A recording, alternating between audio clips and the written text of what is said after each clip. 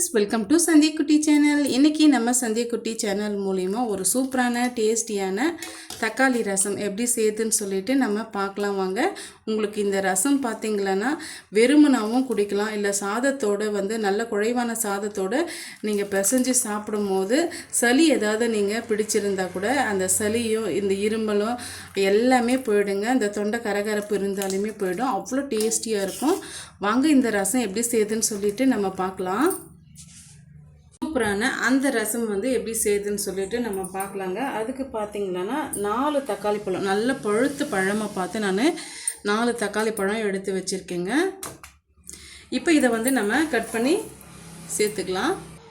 இப்போ பார்த்தீங்கன்னா 4 பழம், அதாவது நல்லா பழுத்து பழமாக இருக்கணும், அதாவது கனிஞ்ச பழமாக இருக்கணும், அந்த அளவுக்கு நம்ம எடுத்துக்கிட்டோம். இப்போ இது கூடவே கொஞ்சமாக நம்ம கொத்தமல்லியிலே பிச்சுட்டு இதோட நம்ம சேர்த்து விட்டுக்கலாம். இது கூடவே நான் முழுசாக அந்த இறகோட அப்படியே நான் போடுறேன். நான் இந்த கருவேப்பிலை அப்படியே போடுறேன்.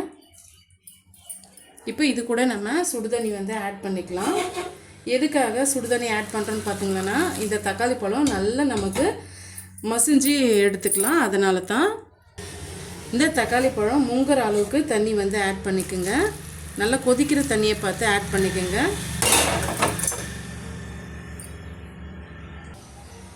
இப்போ பாருங்கள், நல்லா நான் முங்குற அளவுக்கு தண்ணி நான் சேர்த்துக்கிட்டேன். இது அப்படியே நம்ம ஒரு 5 நிமிஷம் பக்கம் அப்படியே விட்டுடலாங்க. கை பொறுக்கிற சூடு வந்த பிறகு நம்ம பிசைஞ்சு எடுத்துக்கலாம்.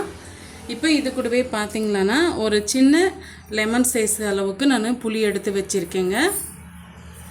இதை நம்ம உதிர்த்து விட்டு இதுவுமே சுடுதண்ணியில் நல்லா ஊற போட்டு விட்டுக்கலாங்க. அப்போ தான் நல்லா கரைஞ்சி நமக்கு கிடைக்கும். இப்போ பாருங்கள், இதுவுமே நான் சுடுதண்ணி சேர்த்துக்கிட்டேன். இப்போ இது ரெண்டுமே நல்லா ஒரு 5 நிமிஷம் பக்கமாக நல்லா ஊறி வரட்டுங்க.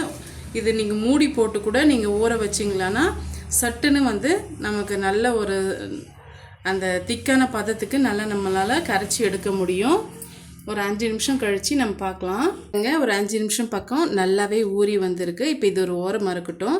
இப்போ நம்ம ஃபஸ்ட்டு இதுக்கு ஒரு பொடி ரெடி பண்ணணுங்க. 1 டீஸ்பூன் அளவுக்கு சீரகம், 1 டீஸ்பூன் அளவுக்கு மிளகு, 1/2 டீஸ்பூன் அளவுக்கு தனியாக எடுத்து வச்சுருக்கேன். இதை மிக்ஸி ஜாரில் போட்டு கொரகொரப்பாக அரைச்சி எடுத்துகிட்டு வந்துடலாம். இப்போ பாருங்கள், மிக்ஸி ஜாரில் இப்போ இந்த நம்ம எடுத்து வச்சுருக்க மிளகு, சீரகம், தனியா இது எல்லாம் போட்டு ஃபஸ்ட்டு கொரகொரப்பாக அரைச்சி எடுத்துகிட்டு வந்துடலாம்.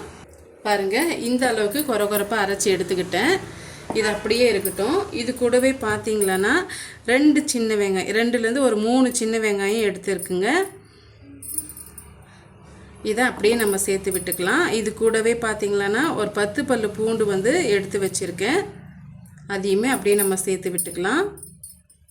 சின்ன வெங்காயம் சேர்க்கும் போது நல்ல ஒரு டேஸ்ட்டு கிடைக்குங்க. இது வரைக்கும் நீங்கள் அது போல் நீங்கள் செய்யாமல் இருந்தீங்களான்னா ஒரு முறை நீங்கள் ட்ரை பண்ணி பாருங்கள். 2 பச்சை மிளகாய் சேர்த்துக்கலாம்.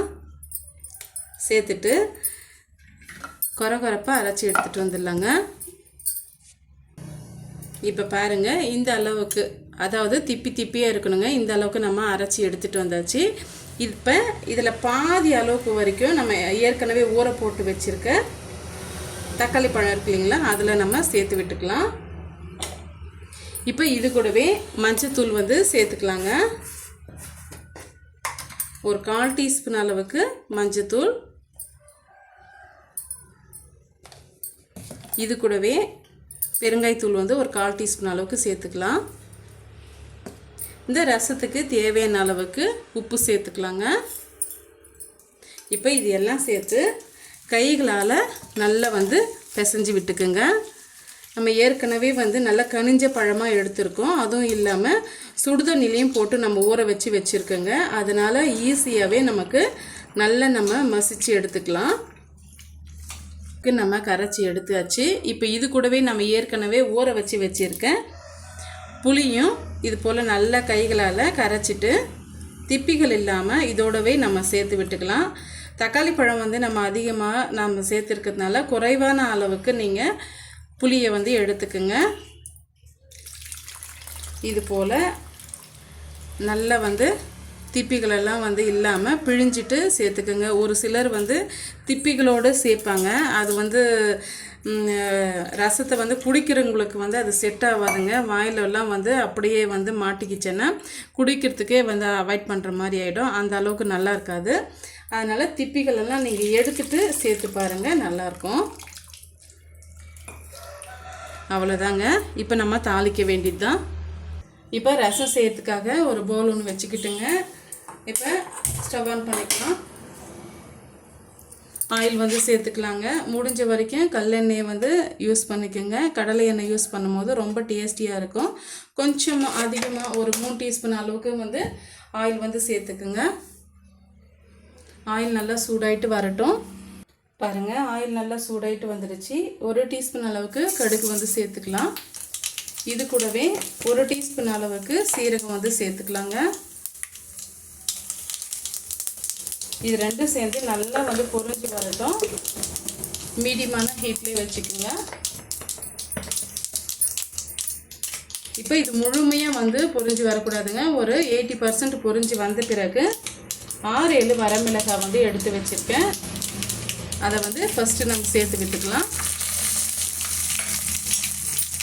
இப்போ நம்ம வெள்ளை பூண்டு, மிளகு, சீரகெல்லாம் அரைச்சி வச்சுருக்கு இல்லைங்களா, இப்போ அதோடு வந்து இதை சேர்க்கக்கூடாதுங்க. ஃபஸ்ட்லேயே வந்து இந்த மிளகாயை நல்லா நம்ம வறுத்து விட்டுடணும். அப்போ தான் அந்த ஃப்ளேவர் வந்து இந்த ரசத்தில் நல்லா வந்து இறங்கும். சாப்பிட்றதுக்குமே நல்லா கமகமன்னு வாசனையாக இருக்கும்.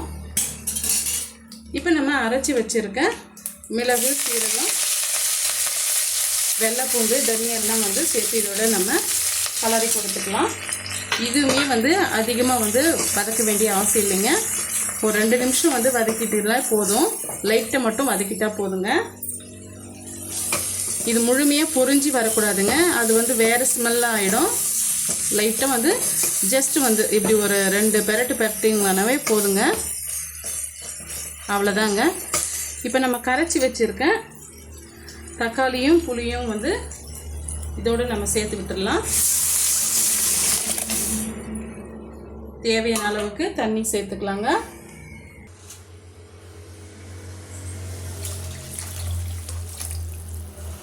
இந்த அளவுக்கு நான் தண்ணி சேர்த்துக்கிட்டேன். ஆக்கு மொத்தம் பார்த்தீங்களான்னா நான் ஒரு 2 லிட்டர் அளவுக்கு நான் தண்ணி வந்து சேர்த்துருக்கேங்க. இப்போ சேர்த்துட்டு நல்லா ஒரு முறை கலந்து விட்டுக்குங்க. இது நல்லா வந்து கொதிச்சு வரட்டும். கொதிச்சு வந்த பிறகு நெக்ஸ்ட்டு என்ன பண்ணணுன்ட்டு நம்ம பார்க்கலாம். வந்து ஓப்பன் பண்ணி பார்க்கலாம்.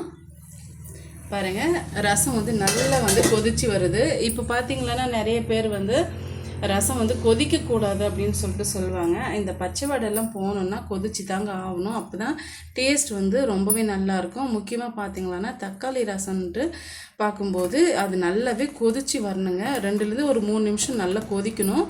கொதிச்சு வந்த பிறகு அப்படியே நம்ம மூடி போட்டு ஒரு 5 நிமிஷம் ஓப்பன் பண்ணி பார்த்தீங்களான்னா ஒரு சூப்பரான தக்காளி ரசம் வந்து நமக்கு கிடைக்குங்க. இப்போ நல்லா கொதிச்சு வந்துருச்சு. இப்போ நம்ம ஸ்டவ் ஆஃப் பண்ணிடலாம். ஸ்டவ் ஆஃப் பண்ணிவிட்டு அப்படியே வந்து மூடி போட்டு விட்டுடலாங்க. இப்போ கொஞ்சமாக நம்ம கொத்தமல்லியிலையே போட்டு விட்டுடலாம். நம்ம ஸ்டார்டிங்லேயே வந்து கொத்தமல்லியிலையே நம்ம போட்டு விட்டுங்க. இப்போ இதனுடைய ஃப்ளேவர் வந்து அப்படியே இறங்கும் போது ரொம்பவே டேஸ்டியாக இருக்கும்.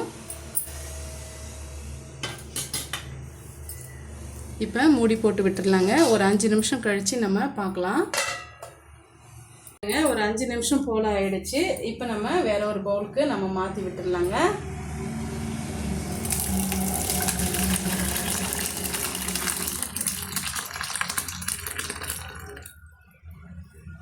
ரொம்பவே டேஸ்டியான ரசம் வந்து நம்ம ரெடி பண்ணிட்டோம். ரொம்பவே அருமையான இந்த தக்காளி ரசம் பார்த்தீங்களன்னா சுட சுட சாதத்தோடு நீங்கள் குழைவான சாதத்தோடு பிசைஞ்சு சாப்பிடும்போது ரொம்பவே அட்டகாசமாக இருக்குங்க. உங்களுக்கு ரொம்பவே பிடிக்கும். நீங்கள் ஒரு முறை ட்ரை பண்ணி பாருங்கள். ட்ரை பண்ணி பார்த்துட்டு எப்படி இருக்குன்னு சொல்லிட்டு உங்களுடைய ஃபீட்பேக்கை எனக்கு ஷேர் பண்ண மறந்துடாதீங்க. நான் சொன்ன அளவுகளோடு நான் சொன்ன மெத்தடோடு நீங்கள் செய்து பாருங்கள். உங்களுக்கு ரொம்பவே பிடிக்கும். இந்த ரசம் ரெசிபி உங்களுக்கு கண்டிப்பாக பிடிச்சிருந்தா மறக்காமல் சந்திக்குட்டி சேனலுக்கு சப்ஸ்கிரைப் பண்ணுங்கள், லைக் பண்ணுங்கள், ஃப்ரெண்ட்ஸ் அண்ட் ஃபேமிலியோட நிறைய ஷேர் பண்ணுங்கள். தேங்க்யூ.